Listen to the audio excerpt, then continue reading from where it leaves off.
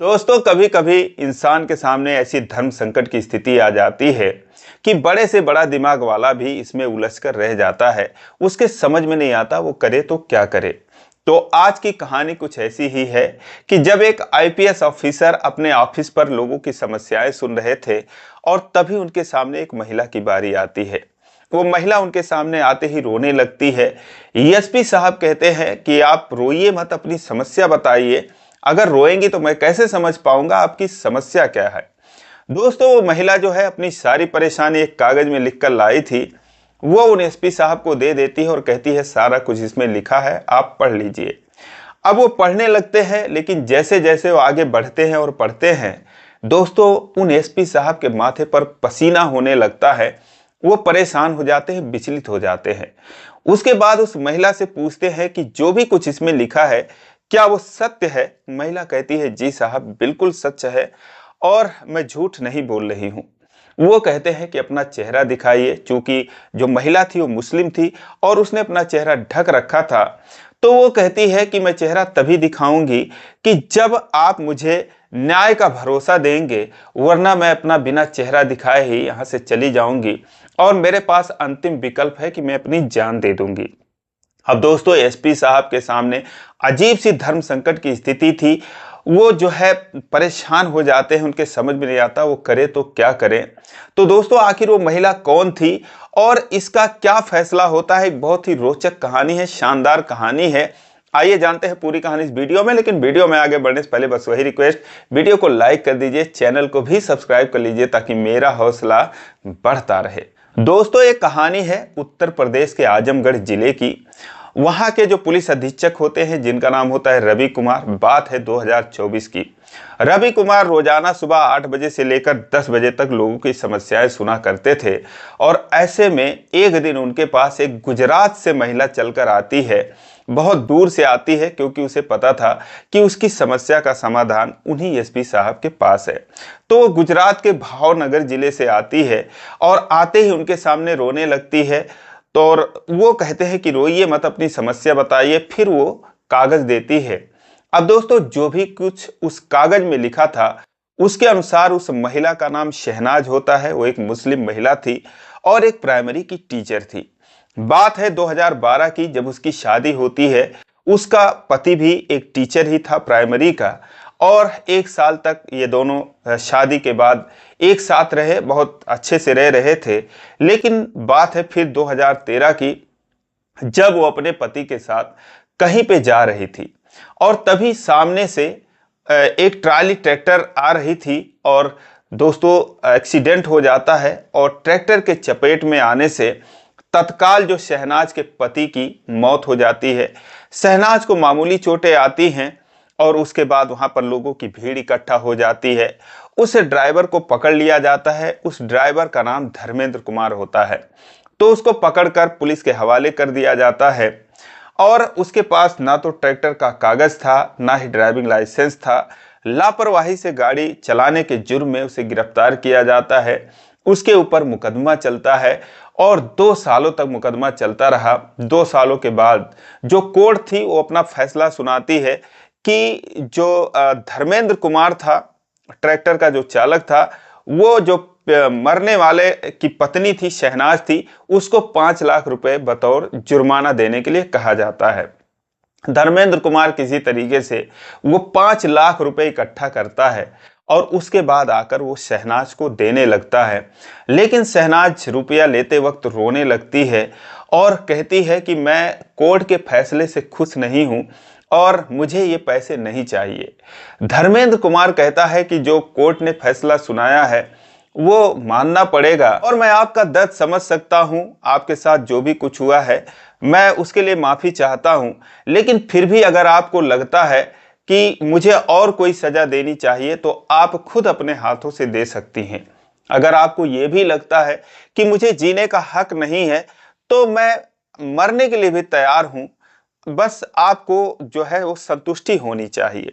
अब दोस्तों, इतना सुनने के बाद शहनाज जो है वो कहती है कि मैं आपको क्या सजा दूं, मैं आपको क्या कहूं।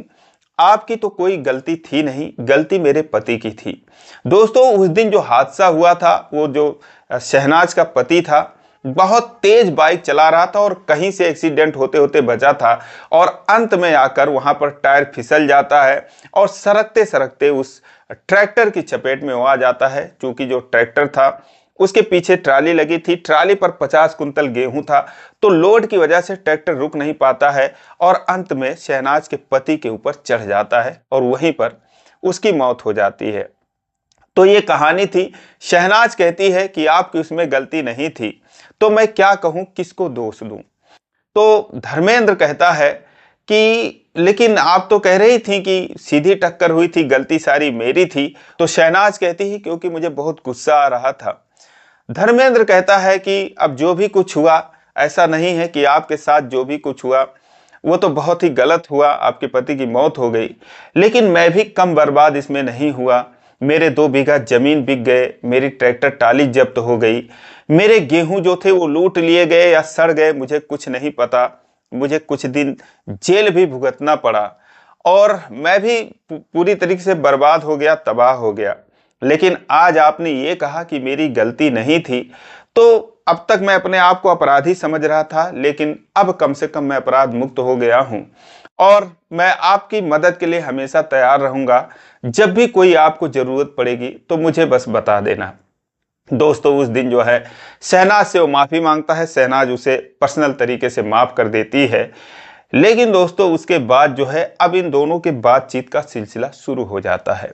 अब इसे ईश्वर की माया कहें या फिर किस्मत का खेल कहें कि जिसके द्वारा जाने अनजाने में पति की मौत हुई थी, उसी के तरफ शहनाज जो है वो आकर्षित होने लगती है। उस समय शहनाज की उम्र 24 साल की थी और जो धर्मेंद्र था उसकी उम्र 28-29 साल की थी। धर्मेंद्र जो है वो एमए की पढ़ाई कर रहा था और उसके बाद दोस्तों जो शहनाज थी वो टीचर थी ही। फिर दोनों एक दूसरे से बातें करने लगते हैं, एक दूसरे के दिल में बस जाते हैं और ये प्यार इतना गहरा हो जाता है कि इनकी कहानी काफ़ी आगे बढ़ जाती है, इनके बीच में रिश्ते बन जाते हैं, सारा कुछ चलता रहा। अब ये हुआ कि जो है धर्मेंद्र और शहनाज दोनों फैसला करते हैं कि हम शादी करेंगे। लेकिन उनके लिए ये फैसला आसान नहीं था, क्योंकि शहनाज तो एक तो मुस्लिम थी, दूसरा जो धर्मेंद्र था उससे वो 2 साल मुकदमा लड़ी थी और साथ ही में जाने अनजाने में उसके पति की मौत हुई थी धर्मेंद्र के ही ट्रैक्टर के द्वारा। तो ये उनके लिए आसान नहीं था। लेकिन दोस्तों प्यार जो होता है वो सबसे बड़ी चीज होती है। तो अब ये दोनों फैसला करते कि हम शादी करेंगे। लेकिन धर्मेंद्र कुमार के सामने जो समस्या थी वो ये थी कि उसके माँ बाप नहीं थे और उसके 2 छोटे भाई थे, एक बहन थी, जो कि सारे लोग पढ़ाई कर रहे थे। और दोस्तों ये धर्मेंद्र कोई और नहीं होता है, वो यही एसपी साहब के बड़े भाई होते हैं। तो जब ये सारी कहानी बताती है, अब एसपी साहब फिर पूछते हैं कि उसके बाद क्या हुआ, इतना वो लिख के लाई थी। तो फिर वो बताती हैं कि उसके बाद जब हमने शादी करने का फैसला किया तो धर्मेंद्र कुमार मुझसे कहते रहे कि ठीक है हम शादी कर लेंगे, लेकिन मेरे जो भाई हैं बहन है वो पढ़ रहे हैं, अच्छी पढ़ाई कर रहे हैं, और अगर किसी की नौकरी लग जाएगी तो मैं थोड़ा फ्री हो जाऊंगा, उसके बाद मैं शादी कर लूंगा। तो मैं बहुत खुश हुई कम से कम कि मेरा परिवार तरक्की कर रहा है, क्योंकि मैं जानती थी कि एक ना एक दिन मैं उस परिवार का हिस्सा बनूंगी। तो मैंने भी आर्थिक रूप से बहुत मदद की धर्मेंद्र कुमार की, क्योंकि मेरी सरकारी नौकरी थी, जो भी कुछ मुझे सैलरी वगैरह मिलती थी उसमें से एक बड़ा हिस्सा मैं धर्मेंद्र को देती थी, क्योंकि वो हमेशा परेशान रहते थे। आप लोगों के पढ़ाई का खर्चा था। लेकिन धीरे धीरे जो है ऊपर वाले ने उनकी सुनी और हम लोगों का मेहनत रंग लाया कि जब उनकी जो बहन थी धर्मेंद्र की, जिसका नाम रुक्मिणी होता है, वो टीचर बन जाती है। और उसके तुरंत बाद एक जो भाई होता है जिसका नाम दया शंकर होता है, वो भी जो है बैंक मैनेजर बन जाता है।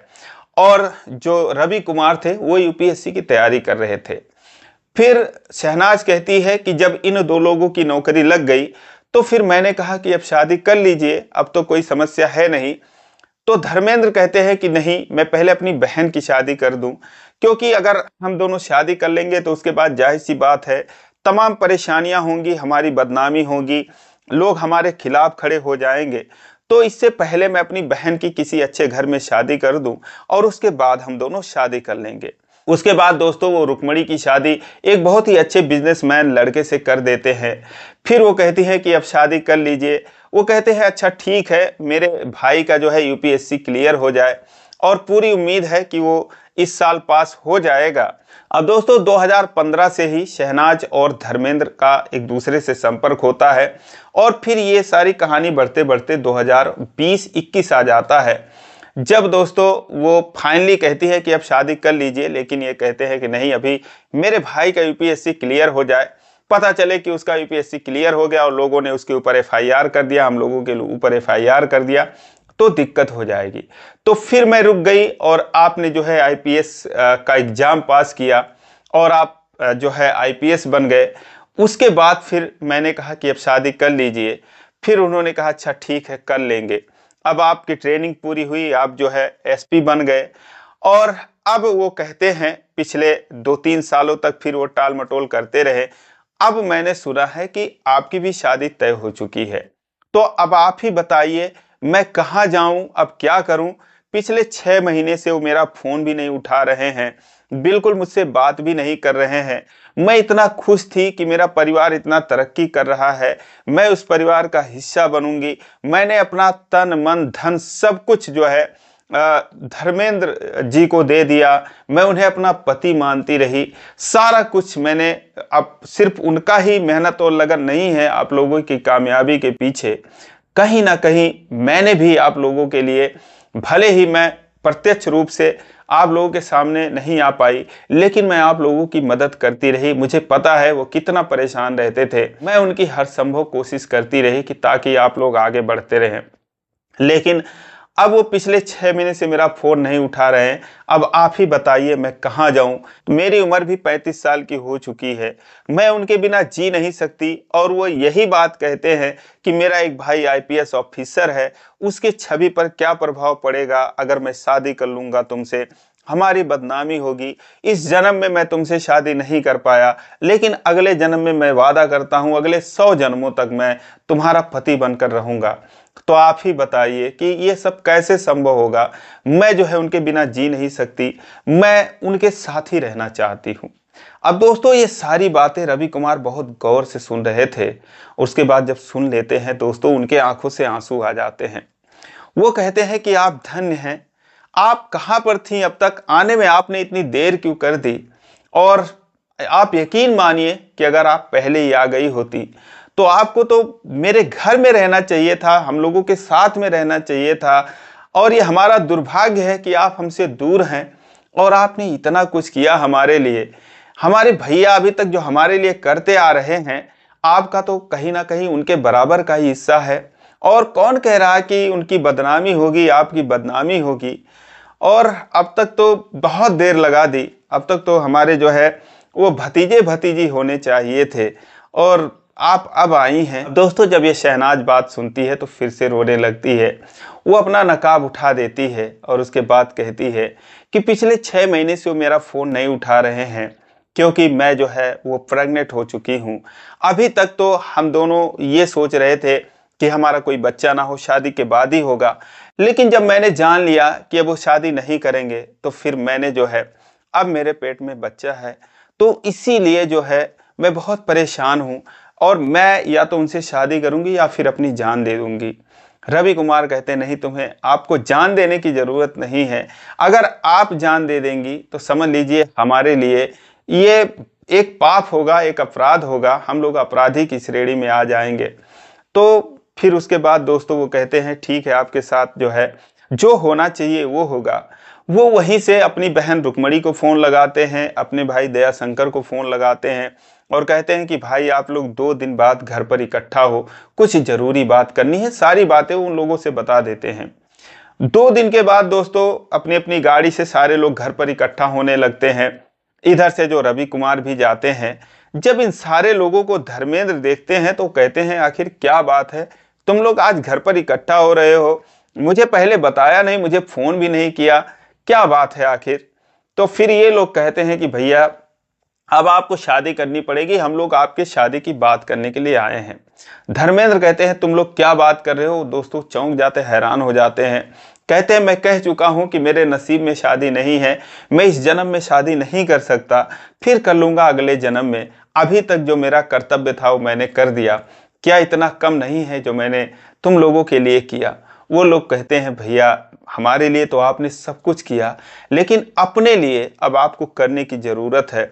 वो कहते हैं कि नहीं, मेरी शादी तो इस जन्म में संभव नहीं, मैं अगले ही जन्म में शादी करूंगा। तब तक दोस्तों जो रवि कुमार थे शहनाज को सामने ले आते हैं। कहते भैया जब अभी भाभी जिंदा हैं, अभी मरी भी नहीं है, तो फिर आप अगले जन्म का इंतजार क्यों कर रहे हैं जब आप दोनों जिंदा हैं, आप हमारे सामने शादी करिए। अब दोस्तों जैसे ही जो धर्मेंद्र थे वो शहनाज को देखते हैं तो समझ जाते हैं, उनके आंखों से आंसू बहने लगते हैं। वो रवि कुमार से कहते हैं कि तुम लोग पागल हो गए हो, तुम्हारी बहुत बदनामी होगी, जो कुछ नाम कमाया है वो नाम जो है वो 1 मिनट में मिट जाएगा। वो कहते हैं चाहे जो हो हमें इसकी परवाह नहीं है, और आप जो है अब दोनों साथ में रहेंगे। दोस्तों रवि कुमार कहते हैं कि जब आप शादी करेंगे उसके बाद ही मैं अपनी शादी करूंगा। दोस्तों उसके बाद इन दोनों की धूमधाम से हिंदू और मुस्लिम दोनों रीति रिवाजों से शादी होती है। और आज दोस्तों 1 साल का वक्त बीत गया है, ये दोनों लोग बहुत खुश हैं। शहनाज को जो हक, जो दर्जा, जो अधिकार मिलना चाहिए वो सारा कुछ उसके घर में मिल रहा है। ये सारे लोग शहनाज को बहुत इज्जत करते हैं, बहुत जो है प्यार करते हैं। और दोस्तों वो प्रेग्नेंट थी ही, 3 महीने बाद उन्होंने एक बेटे को जन्म दिया। आज ये सारे लोग संयुक्त रूप से रहते हैं और बहुत सुखी सुखी रहते हैं। उसके बाद दोस्तों फिर जो रवि कुमार थे उनकी भी शादी हुई। तो दोस्तों ये रही कहानी। मुझे उम्मीद है आप लोगों को पसंद आया होगा, लेकिन फिर भी आपको कैसी लगी कमेंट में ज़रूर लिखें। और वीडियो को लाइक नहीं किए हैं तो लाइक कर दीजिए, हाइप भी कर दीजिए, और इसी प्रकार की कहानियों के लिए चैनल को सब्सक्राइब कर लीजिए। फिर मिलेंगे अगले वीडियो में, तब तक के लिए जय हिंद।